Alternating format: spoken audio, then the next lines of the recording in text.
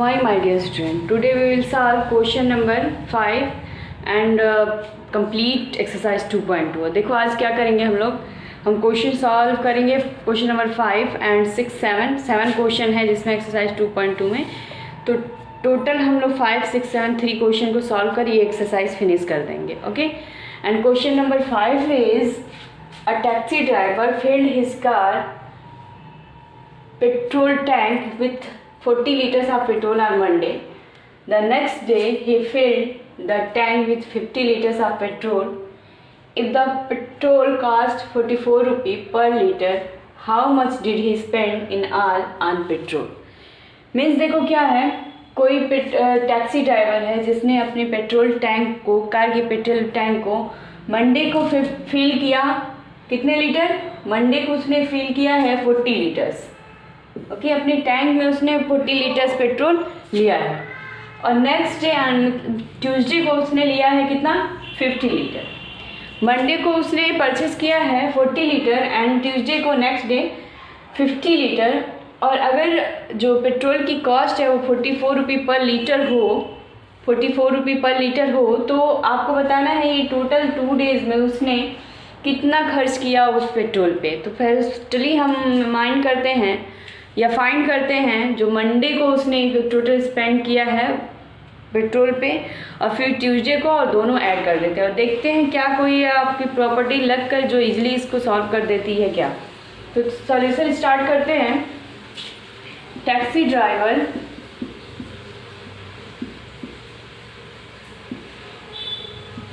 Spend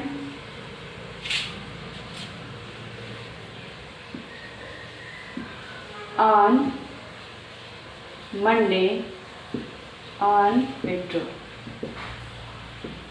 petrol पे जो Monday को उसका खर्च हुआ है वो कितना हुआ है? आप कह सकते हो 40 लीटर्स उसने लिया है और कास्ट कितने की थी?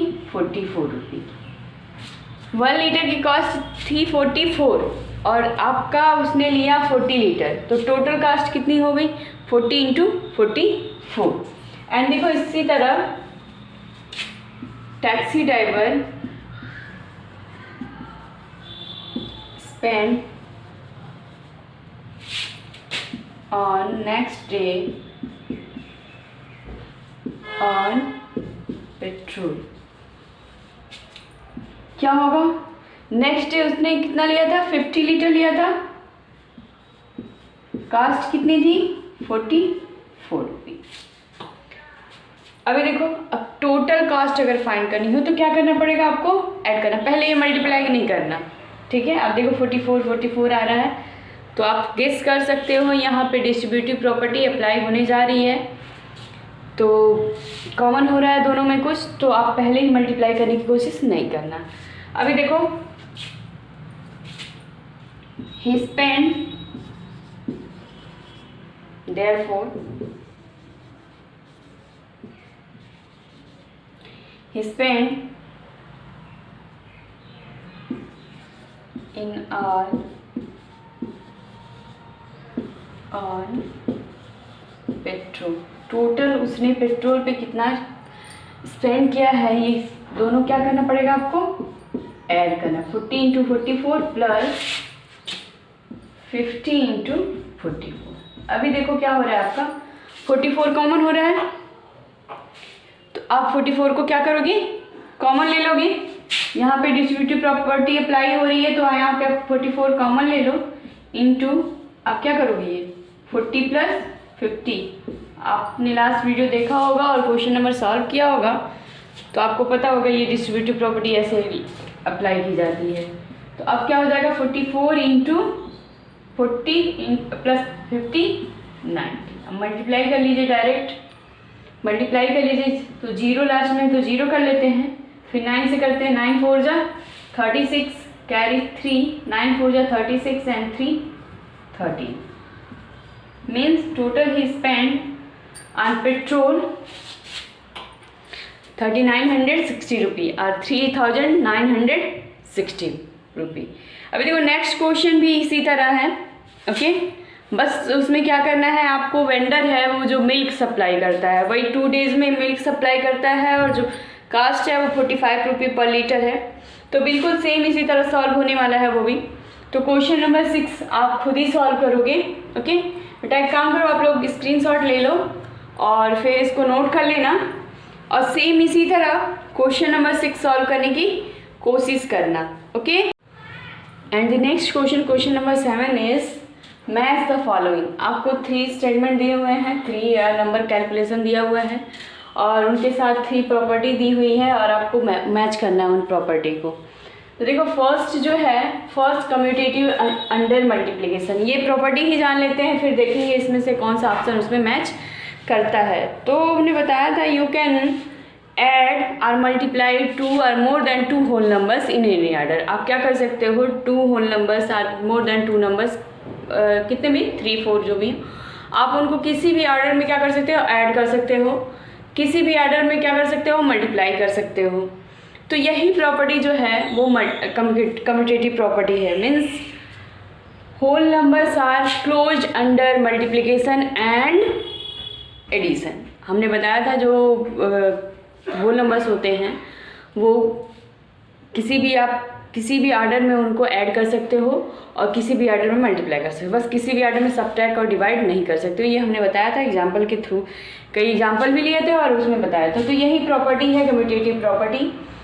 तो आप अगर कोई भी मल्टीप्लाई ऐसा करते हो, किसी भी ऑर्डर में करते हो और आंसर सेम आता है, तो आप कह सकते हो यहाँ पे कम्यूटेटिव प्रॉपर्टी अप्लाई हो रही है, या means this is close under multiplication और this is close under add है तो एडिशन बोल सकते हो आप। ओके, देखो तो दोनों पॉइंट क्लियर हो गया होगा, कम्यूटेटिविटी अंडर एडिशन और commutativity under multiplication. Commutativity under multiplication means हुआ कि आप किसी भी मोर देन 2 नंबर्स को, 2 और मोर देन 2 नंबर्स को किसी भी ऑर्डर में क्या करो, मल्टीप्लाई करो, आंसर सेम हो, कोई भी डिफरेंस नहीं हो, तो आप कह सकते हो this is commutativity under multiplication. और अगर आप किसी भी 2 और मोर देन 2 होल नंबर्स को ऐड करते हो किसी भी ऑर्डर में और आंसर सेम आता है, तो you can say commutative under addition, means कह सकते हो वहाँ पे ये प्रॉपर्टी है, ये बात अप्लाई हो रही है। And third, distributivity of multiplication over addition. हमने बहुत से क्वेश्चन कर चुके हो इस पे, डिस्ट्रीब्यूटिव प्रॉपर्टी बताई थी ना, तो उसमें देखो 2 कंडीशन पे होता है। डिस्ट्रीब्यूटिव प्रॉपर्टी जो होती है वो मल्टीप्लिकेशन में तो होती ही है, उसमें कभी ऐड होता है और कभी वहाँ पे क्या होता है, सबट्रैक्ट होता है। तो आपकी होती है distributivity of multiplication over addition, और किसी किसी क्वेश्चन में होता है distributivity of multiplication over subtraction. तो अभी सब्ट्रैक्शन तो है नहीं इसमें। ओके, तो अभी देखना स्टार्ट करते हैं कौन किससे मैच हो रहा है। तो ये देखो फर्स्ट जो है commutativity under multiplication, means more than 2 numbers को यहाँ पे मल्टीप्लाई किया गया होगा और किसी भी ऑर्डर में किया गया होगा, आंसर सेम हो रहा होगा, तो ये उससे मैच होगा। तो चलो देखते हैं इसमें से किसमें ऐसा हुआ है, फर्स्ट सेकेंड थर्ड किसमें हुआ है, मोर देन 2 होल नंबर्स को मल्टीप्लाई किया गया है डिफरेंट ऑर्डर में और इक्वल किया गया है। तो यहाँ पे देखो 2 × 49 × 50, 2 × 50 को क्या कर दिया गया, 2 से मल्टीप्लाई कर दिया, चेंज कर दिया गया इनके ऑर्डर को, बस आंसर तो सेम आ रहा है। तो मीन्स ये किससे मैच होगा, सेकंड नंबर जो होगा वो किससे मैच होगा, ए से, ए के साथ इसको मैच कर देंगे। सेकंड जो थी commutativity under addition, means more than 2 whole numbers को ऐड किया गया होगा, ऑर्डर चेंज कर दिया गया होगा, बट आंसर सेम आया होगा, किसमें हुआ है, थर्ड में। देखो 80 + 2005 था, +20 था, 20 को इधर कर दिया गया है, मीन्स आपकी बी प्रॉपर्टी जो है यहाँ पे अप्लाई हो रही है। एंड देखो distributivity of multiplication over addition, तो अभी देखो यहाँ पे क्या किया गया है, बहुत ही शॉर्ट कर लिया गया है। 100 टर्म था, तो जैसे आपका 103 होता तो नियर अबाउट 100 ही था, बट यहाँ पे थोड़ा 100 से दूर हो गया, इसलिए पूरा इसका एक्सपेंडेड फॉर्म कर लिया गया। बारी बारी 3 टाइम्स 4 टाइम्स कितने भी टाइम्स आप मल्टीप्लाई कर सकते हो, कोई बाउंडेशन नहीं था, बट आपके क्वेश्चन में आपने 2 टाइम्स मल्टीप्लाई किया। जैसे ऐसे का था क्वेश्चन 625 × 102, तो आप कर लेते थे 625 × 100 + 2, बट अगर यही 132 हो जाता तो 100 प्लस 32 करते तो आपको थोड़ा सा दिक्कत होता। हमने बोला था ना इसमें आप क्या करना, ये सोचना कि आपको 9 से ज़्यादा टेबल आता ही नहीं है, आप 9 के आगे टेबल जानते ही नहीं हो, बट यहाँ 32 का मल्टीप्लाई कर रहा है, मीन्स कहीं पे ये गलत हो रहा है। तो इसके लिए क्या करना पड़ता आपको, यहाँ पे ये करना पड़ता 30 और प्लस 2 होता मीन्स 625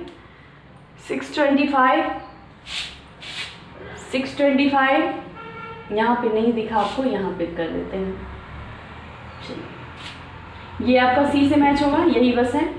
और यहाँ पे कर देते हैं, जैसे ऐसे होता आपका क्वेश्चन 625 विल मल्टीप्लाई विथ 132, तो आप कैसे करते, अगर ऐसे करते 625 इंटू 100 प्लस 32 तो प्रॉब्लम होती, 32 का मल्टीप्लाई तो करना नहीं था, हमने बताया था। तो इसको क्या कर देते, एक्सपेंडेड फॉर्म कर देते, 30 प्लस 2 कर देते, और फिर जो है आपका 1 बाई 1 मल्टीप्लाई करते, 625 with 100 plus 625 with 30 and 625 with 2। Clear? अभी देखो ये एक्सरसाइज फिनिश हो गया आपका एक्सरसाइज 2.2 फिनिश हो गया है।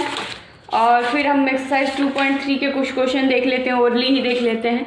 हमारे पास बुक है, हम क्वेश्चन बोलते जा रहे हैं। आप क्या करना कि साइड में क्वेश्चन होगा, बुक होगा, तो उसको रख लेना, ठीक है, उसके साथ में मैच करके देख लेना, या फिर क्वेश्चन पे जो पेज सेंड किए होंगे उसका साइड में पिक रख लेना, तो उसको उससे आप हेल्प लेके क्वेश्चन को समझ लेना नोट करके। फर्स्ट क्वेश्चन है, which of the following will not represent zero, इनमें से कौन सा ऐसा है जो जीरो रिप्रेजेंट नहीं करता है। तो देखो 4 ऑप्शन दिए हुए हैं, इसमें 4 ऑप्शन दिए हुए हैं। Which of the following exercise 2.3 में जो फर्स्ट क्वेश्चन है वो पूछा गया है, इनमें से जो 4 ऑप्शन है उनमें से कौन सा ऑप्शन जो है वो जीरो रिप्रेजेंट नहीं करता है। तो first option is 1 plus 0, second option is 0 into 0, third option is 0 by 2 and last option is 10 minus 10 by 2। अभी देखो 1 प्लस 0 कितना होता है, 1 होगा, okay. 0 into 0 0, 0 divided by 2 0, 10 minus 10 क्या हो जाएगा, 0 बाई 2 मीन्स 0। तो बताइए इसमें से कौन सा ऑप्शन है जो जीरो रिप्रेजेंट नहीं करता, तो कौन सा ऑप्शन होगा आपका A. And question number 2 is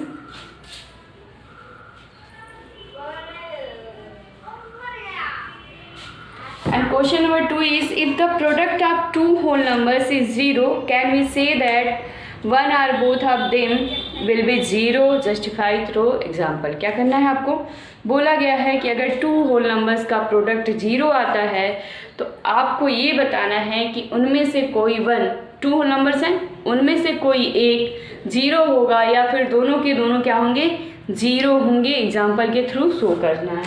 तो आप देखो ये कंपल्सरी है, कभी भी किसी नंबर में मान लो 2 ले लिया हमने, जब तक इसका 0 से मल्टीप्लाई नहीं होगा ये 0 नहीं होगा। 0 किसी भी मल्टीप्लिकेशन की वैल्यू 0 लाने के लिए आपको एक काम करना होगा, आपको उसको क्या करना पड़ेगा, 0 से मल्टीप्लाई करना कंपल्सरी। या तो दोनों नंबर 0 ले लीजिए या फिर क्या करिए उनमें से कोई एक नंबर 0 लीजिए। तो अभी देखो क्या बोला गया है, हम कुछ एग्जाम्पल ले लेते हैं और देख लेते हैं क्या वैसा हो रहा है। तो यहाँ पे कर लीजिए question number 2 is yes we can say that if the product of 2 whole numbers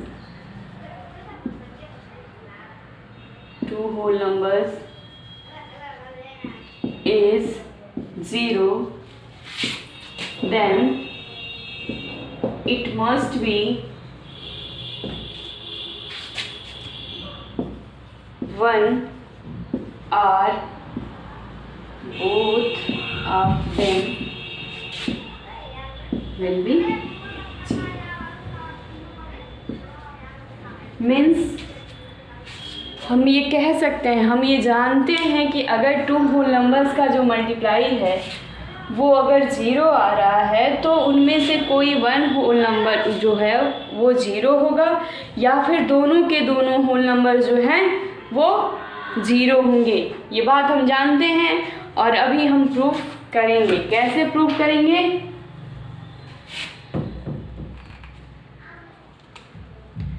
we can justify it through examples. Example कुछ लेते हैं, देख लेते हैं। देखो हमने क्या लिया, 1 इंटू 1 करें तो 0 आएगा क्या? नहीं आएगा, तो ये कट कर देंगे। मीन्स 1 इंटू 1 करने पे 0 नहीं आ रहा है, बट 1 इंटू 0 करने पे 0 आएगा, एंड 0 इंटू 0 करने पे 0 आएगा।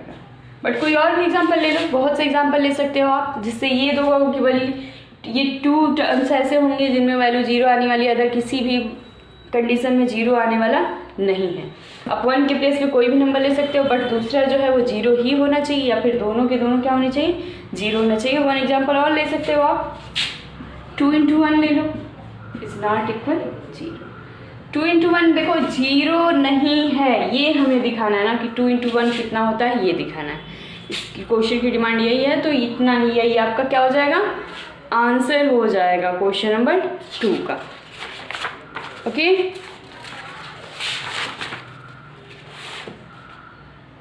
And question number 3 is if the product of two whole numbers is 1, can we say that one or both of them will be 1? Justify दो एग्जाम्पल। इसमें देखो नेक्स्ट में क्या है, इसी तरह करना होगा। अगर 2 होल नंबर्स का प्रोडक्ट 1 आया है तो आपको जस्टिफाई करना है कि उसमें से दोनों या फिर कोई 1 क्या होना चाहिए? 1 होना चाहिए। मीन्स 2 होल नंबर्स को मल्टीप्लाई करने पे आपका 1 आना है, और तो बताना है उनमें से दोनों 1 होंगे या फिर कोई 1 होगा, मीन्स कोई एक 1 होगा। तो आप देखो अगर कोई भी दूसरा नंबर 1 को छोड़कर ले लिया जाए तो 1 कभी नहीं आएगा। यहाँ पे ओनली होल नंबर्स की बात हो रही है, ये बात ध्यान देना। अभी देखो हम एग्जांपल ले लें, तो ऐसे एग्जांपल नोट कर लेना, ऐसे स्टेटमेंट नोट कर लेना और फिर पता एग्जांपल कुछ दे देना। तो आप देखो अगर 1 इंटू 1 लेते हैं तो ये क्या आएगा? 1 आएगा, बट 1 इंटू 2 ले लें तो 1 नहीं आने वाला है, ऐसे नोट करिए। ओके, या फिर 1 इंटू 0 ले लें तो भी 1 नहीं आएगा, यहाँ 1 की बात हो रही है, इसलिए 1 को शो करेंगे। अगर 1 आ रहा है तो इज इक्वल 1, 1 नहीं आ रहा है तो इज नॉट इक्वल 1। क्या आना है उसकी वैल्यू? 1 इंटू 2 2 आ रहा है, इससे हमें कोई लेना देना नहीं है, यहाँ पे बस हमें ये बताना था कि 1 नहीं आ रहा है। तो इसमें आपका स्टेटमेंट हो जाएगा, yes we can say that if 2 whole numbers are multiplied, our product of 2 whole numbers is 1, then it must be both of them, it must be both of them must be 1। तो आपका क्या बोलना पड़ेगा कि उनमें से दोनों के दोनों 1 होने चाहिए। आप ये नहीं बोलेंगे कोई 1 होना चाहिए, इसमें हमने क्या बोला था? then it must be 1 or both, 1 or both। तो इसमें स्टेटमेंट जो होगा 1 नहीं होगा, क्योंकि कोई 1 अगर है तो वो 1 नहीं आएगा। मीन्स कोई अगर एक नंबर 1 है दूसरा कुछ और है तो 1 आना कंपल्सरी नहीं, 1 आना कंपल्सरी क्या? 1 आएगा ही नहीं। ओके, तो ये एग्जाम्पल के थ्रू ऐसे ही बिल्कुल स्टेटमेंट नोट करना, फिर कर देना। एंड क्वेश्चन नंबर 4 तो आप ऑलरेडी कर चुके हो, ऐसे क्वेश्चन बहुत से किए हो, या इसमें प्रॉब्लम नहीं होनी चाहिए इसलिए रिपीट नहीं बताएंगे हम, आप खुद ही सॉल्व कर सकते हो। तो क्वेश्चन नंबर 4 तक कंप्लीट कर लेना।